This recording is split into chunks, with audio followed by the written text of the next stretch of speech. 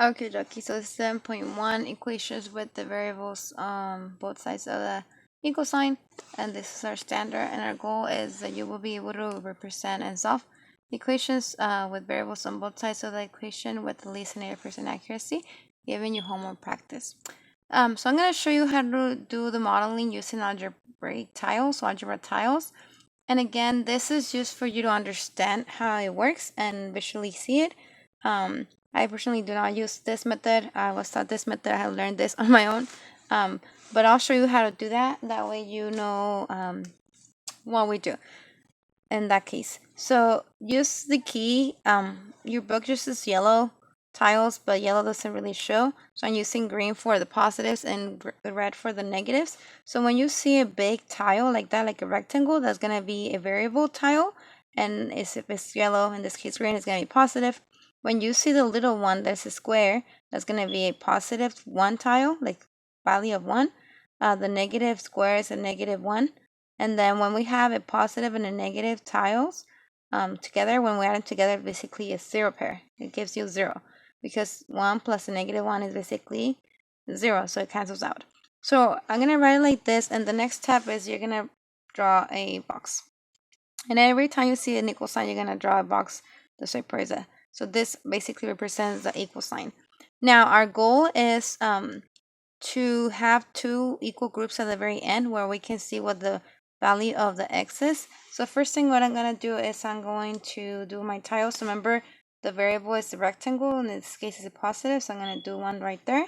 And then I have 5 positive 1 tiles. So it's going to be 1, 2, 3, 4, 5. And then in this case I have 3 positive x tiles. So it's going to be 1, 2, 3 x's, but then I have a negative 1 tile. So then I'm gonna go like here. Okay, so what I'm gonna do first is I'm gonna cancel out whatever I have on both sides, because remember what we do to one side of the equation we must do to the other side of the equation. So the things that I can cancel out are this one. So I have an x tile, an x positive tile on both of them. Now I don't have any positive 1 tiles here or any negative tiles here. So what I'm gonna do is I'm gonna add 1 positive 1 tile in each one of them to get rid of the negative right here. So I'm gonna add 1 right here, and what I do to one side I have to do to the other side. So now I can cancel that out. So I can cancel this now because 1 plus a negative 1 is just 0, so that's a 0 pair. So then I'm left with 1, 2, 3, 4, 5, 6. So I have 1, 2, 3, 4, 5, 6. And then on the other side of my equation, so if I were to recreate this, I have left 2 big tiles or 2 rectangles which represent my x values. Now what I'm going to do is I'm going to make equal groups, okay? So what I'm going to do is I'm making 2 equal groups. So this is one group and this is the other group. So if I raise that and I write an equal to, that's going to be 1, 2, 3 equals, and remember this is my x tile, so this is the answer, x equals to 3. Okay, so that's how you do it with tiles. Now let me show you how to do it with the process of using inverse operation or opposite operation. Remember what we do to one side of the equation, we must do to the other side of the equation. And the first thing that you want to move to the other side of the equation are any constants. That means that it doesn't have the variable. Okay, so remember this is one term, another term, they're separated by a plus sign.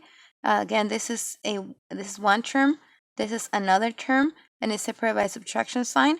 So, and we call this coefficient, variable, and constants, right? So these two are constants. I'm going to move that one of those to the other side of the equation. Now, remember with math, you have to strategize. So you have to think about your strategy and think ahead.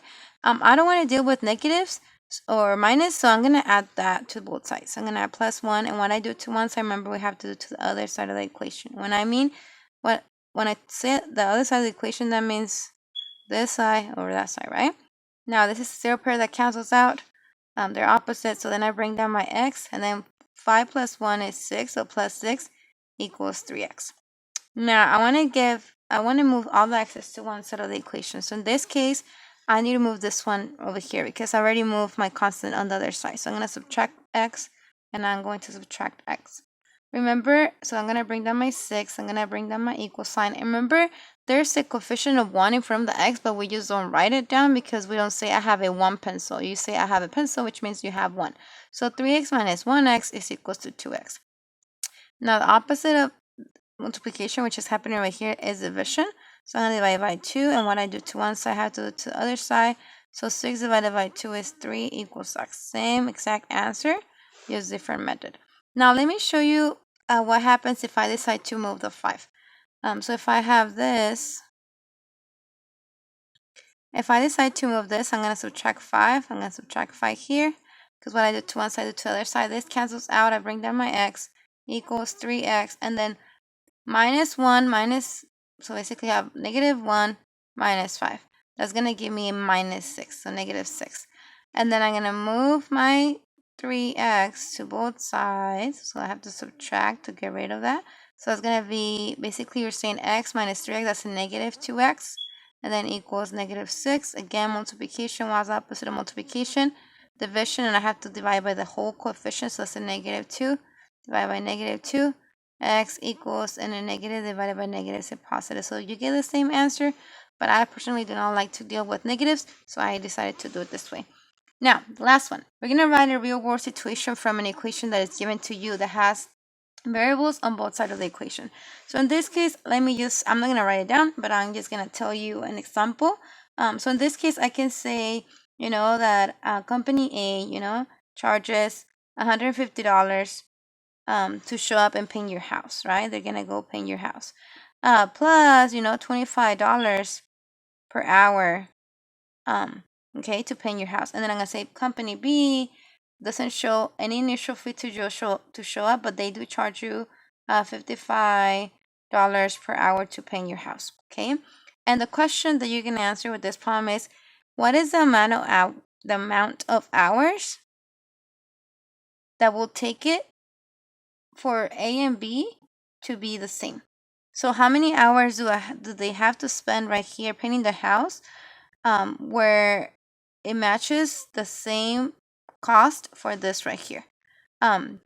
So that is an example of how you can write it, and let me just solve it for you really quick. So again, 150 plus 25x equals 55x. Remember, you want to isolate the x's, so I need to move them to the other side of the equation. So I'm going to move this one right here because this one is already isolated. There's nothing here. So I'm going to say minus 25x. What I do to one side, I have to do to the other side. So then that cancels out. I bring down my 150 equals 55x minus 25x is 30x. And then I'm going to divide by 30, and that equals 5. So it will take 5 hours for the cost to be the same for company A and B that they're painting your house. So that is 7.1. Remember, math is magical. Your brain is amazing, and God bless you. Bye-bye.